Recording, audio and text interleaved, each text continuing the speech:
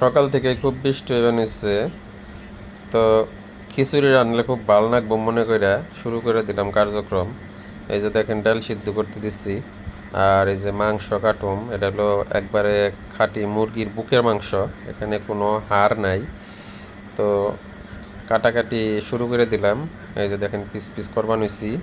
তো আসলে আমি সকালে তো 9টার আগেই দোকানে চলে যাই, কিন্তু আজকে বৃষ্টির কারণে কোনোভাবে বেরোতে পারলাম না। তো যেহেতু মোটর সাইকেল নিয়ে দোকানে যাই, সেহেতু মোটর সাইকেল নিয়ে বের হওয়াটা কোনোভাবে সম্ভব হলো না। তো এই মুহূর্তে আমাকে গেদির মাই কইলো, কই তাই তুমি যখন ব্যস্ত রইছ তাইলে আজকে তুমি রান্না করো। তো আমি ভাবলাম যে ঠিক আছে আমি রান্না করি, যেহেতু আমার হাতের খিচুড়ি রান্না নাকি সবাই কয় ভালো হয়, আমি কিন্তু কই নাই। ঠিক আছে। তো এই যে দেখেন মাংসটি কেটে শেষ করলাম, মশলা টশলা কাটা আছে, মাঝখানের আর কিছু দেখাইলাম না। এই যে দেখেন মশলা টশলা দিয়া অলরেডি খিচুড়ি চড়াই দিলাম। ঠিক আছে। তো গ্যাসের মধ্যে তো চুলায় খিচুড়ি রান্না করলে রান্নাটা আরও বেশি ভালো হইতো। তো গ্যাসের মধ্যে করি দেখি, যাই হোক, সব যখন গ্যাসের মধ্যে আমরা রান্ধি তাইলে এইটা রান্ধলে আর অসুবিধা নেই। তো যাই হোক, তো এর মাঝে মাঝেই, রান্নার মাঝে মাঝেই আমার গেদিটা এনে একটু পরপরই পস্তি দেয় যে কী হইতাছে, কিন্তু গেদি সামনে আসা নিষেধ, এই জন্য আসে না। যেহেতু মেয়ে মানুষ, এই জন্য ক্যামেরার সামনে না আসাই ভালো। আমার ব্যক্তিগত মতামত এটা, আপনাদের যার যার ব্যাপার, আপনারা কি করবেন সেটা আপনাদের ব্যাপার, কিন্তু আমি মনে করি আমার মেয়ের ক্যামেরার সামনে না আসাই ভালো। তো এই যে দেখেন মশলা কষানো হয়ে গেল, মশলা কষানো শেষ। তো এখন আমরা ওই যে গেদি পস্তি দেই। তো যাই হোক, আমরা লবণটা দিয়ে দেই। আর আমি কিন্তু ভিডিও করার জন্য কোনো রেডিমেডি হই নাই, আমি বাড়িতে যে পোশাকে আছি এই পোশাকেই আমি রান্নাটা শুরু করে দিছি। কারণ যেহেতু আমি ওই রকম কোনো কুকিং ভিডিও করি না, এটা হইতাছে আমার চলাফেরা জীবনের একটা অংশ। এই জন্য এত রেডিমেডি না হইয়াই ভিডিওটা এইভাবেই শুরু করে দিলাম।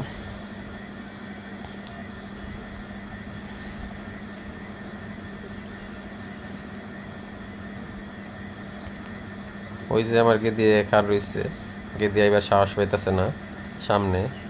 আহো গেদি, আহো আহো। এই যে আমার গেদি আই পড়ছে। ঠিক আছে।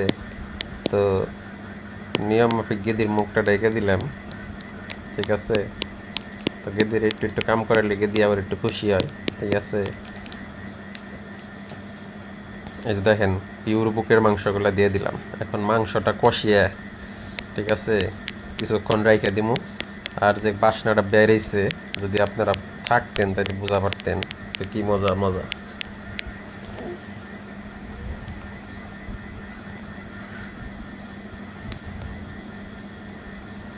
তো গেদি আমার কামে একটু একটু হেল্প করতেছে। এই গেদি গেদি কইতাছি, আসলে আমার মেয়ের নাম হচ্ছে রাওনাপ। রাওনাপরে ওই একটু গেদি গেদি কইতাছি, সমস্যা নাই। তো রাওনাপ আমার বিভিন্ন কাজে হেল্প করতেছে।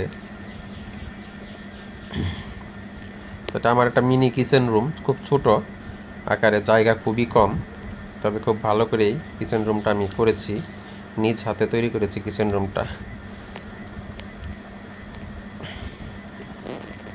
আসলে বাড়িঘর তো ওইভাবে করি নাই, যে কারণে।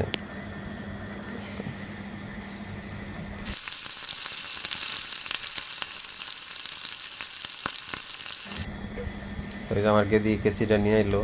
আর ভাবলাম যে হয়তো একটা দুটো ম্যাজিক মশলা দিয়ে দিলে খুব ভালো লাগবো, তাই নিয়ে দুটো ম্যাজিক মশলা এটার সাথে মিশিয়ে দিলাম।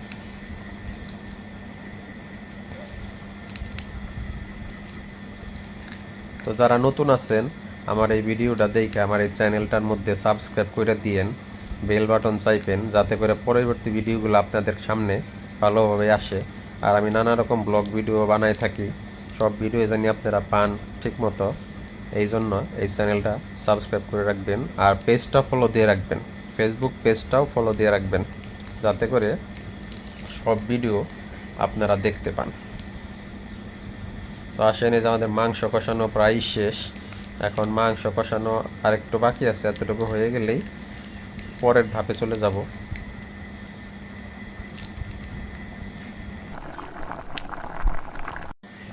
তাই যে একটু ঝোল দিয়ে দিলাম, নাইলে আবার নিচে ধরে যাইব। তো আর চুলার আঁচটা একটু হালকা বাড়াই দিলাম, যেহেতু পানি দিছি।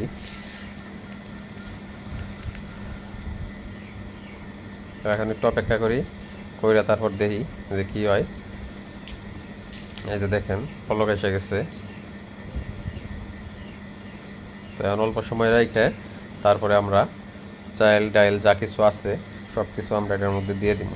একটু অপেক্ষা করলেই পরের ধাপে আমরা চলে যাব।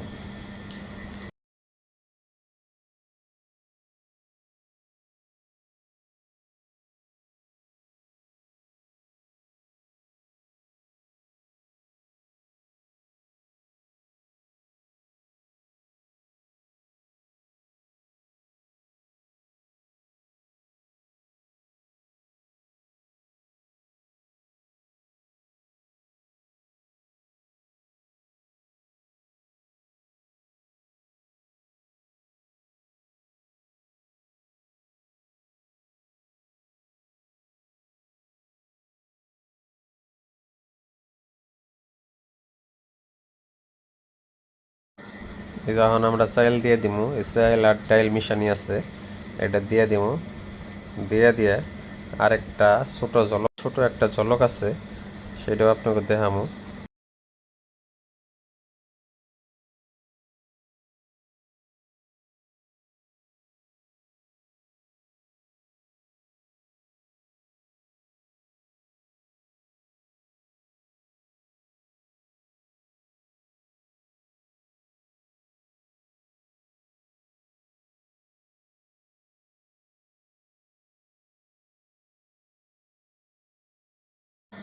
ঘরে কয়টা আওলা চাইল আছিল, তে বউ কইলো এই আওলা চাইল কয়টা যদি সাথে দিয়ে দাও খুব বাসনা আসবো, ভালো লাগবো।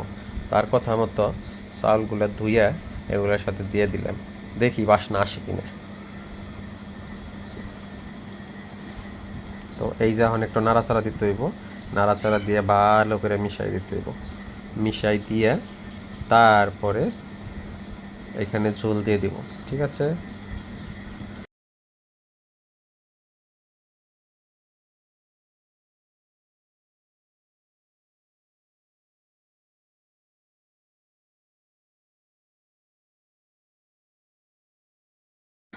এই যে এখন ঝোলটা দিয়ে দিমু। এই যে দেখেন ঝোলটা দিয়ে দিলাম। তো এনে যখন পানি কম হয়েছে, তো আর একটু পানি মনে হয় দেওয়া লাগবো। দেখি নাইরে সেটা কি হয়।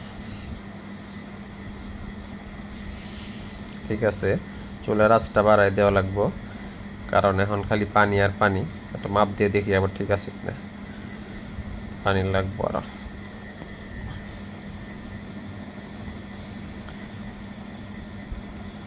এই যে একটু পরে ঘুরান দিয়ে আসলাম, আইসা দেখলাম যে এই যে দেখেন বলক এসে গেছে। খিচুড়ি প্রায় হইব হইব ভাব, খুব কাছাকাছি। কারণ খিচুড়িতে বলক আসার পরে আর বেশি সময় লাগে না হইতে।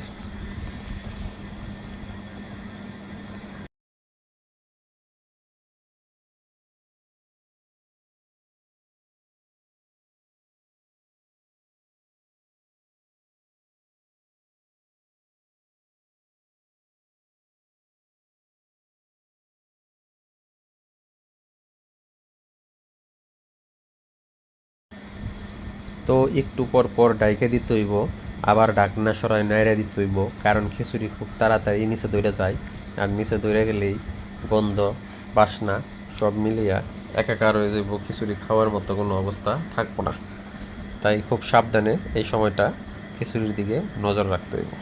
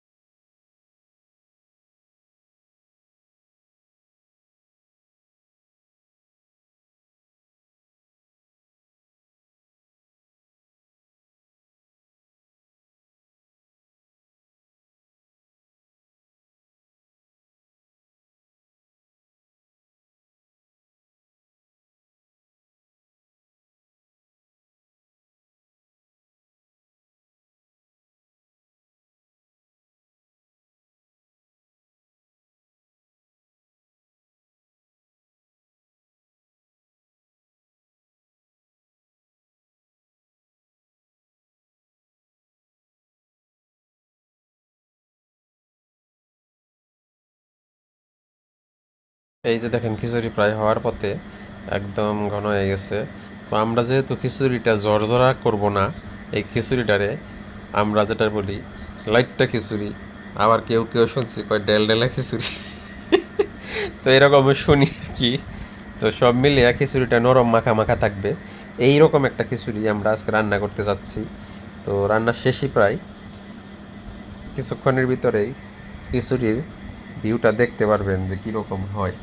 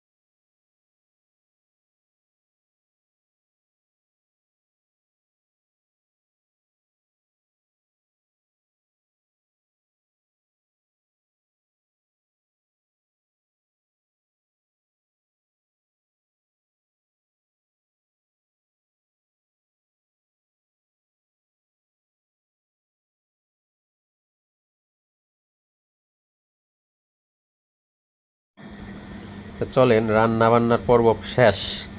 এখন পরের ধাপে যাই আপনাকে দেখামো যে খিচুড়িটা কীরকম হয়েছে। এই যে দেখেন, এই খিচুড়ির একদম ফাইনাল রূপ, শেষ দিকে এই অবস্থা।